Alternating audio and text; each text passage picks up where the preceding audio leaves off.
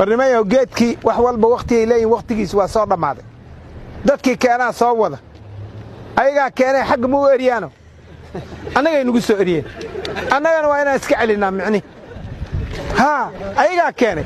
may xaq u eriyaan gaalkacyo mariyaan dhaafiyaan garow geeyaan moodiyaan buuraha oo galgala ma geeyaano hargeysa ayada abuurtay hargeysa lafteeda ma geeyaano annaga ma dacwo u qabno ma u qabno waa la soo buriyay inta lagu soo eriyay annaga hal shay oo dhibaato dalkan u keenay oo digili mirifle ay keeneen ma jirto burbura dhacay qabiilaa la isugu duulay ayaga lay waday daldadaa lagu duulay ayaga lay keeneen alala la sameeyay ayaga lay waday itixaad ay mid annaga ma keenin ma keenin annaga ayaga keeneen waa fahamteen maxaakiin bay dhaheen ayaga lay dadka ku dhameeyay annaga ma keenin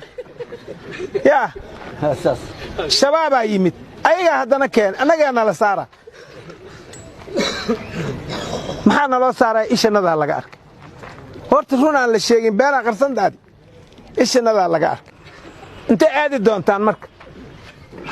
soo inaan wareerka ku galna maa intuusan lees bixin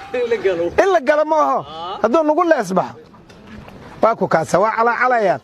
waxay leeyihiin dhaqankii hore waxbaan ka beddelayna dagaal u diyaargarooba inaan waxaan iska xoraynaan u diyaargarown adinka waaba dhiman la'dihiin jidka baabuurkaa u taagantihiin hoomaydaa u taagantihiin dabakaayada iridkeedaa taagantihiin mana dhimanaysaan ilaahayaa joogay dhahayaan dad waxooda cuno oo fakada gacanta dhig waliyaa khaanya waa ku aqaan buliisaa tahay dhig ayay dhig waa isognihin ayay dhig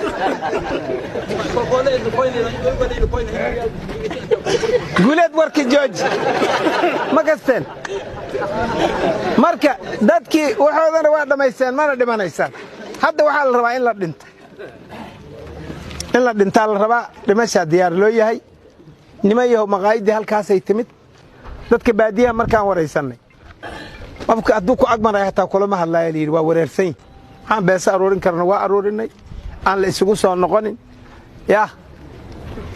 maantayta aan aad iyo aad u dadaalno wixii hore aan samaynay aan iska tirtirno giridhi hay ninkaan soo giridhi maa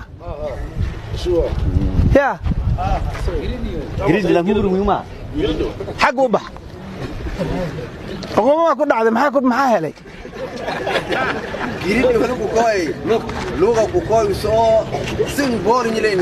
meeqa jeeraan askar kuu qoray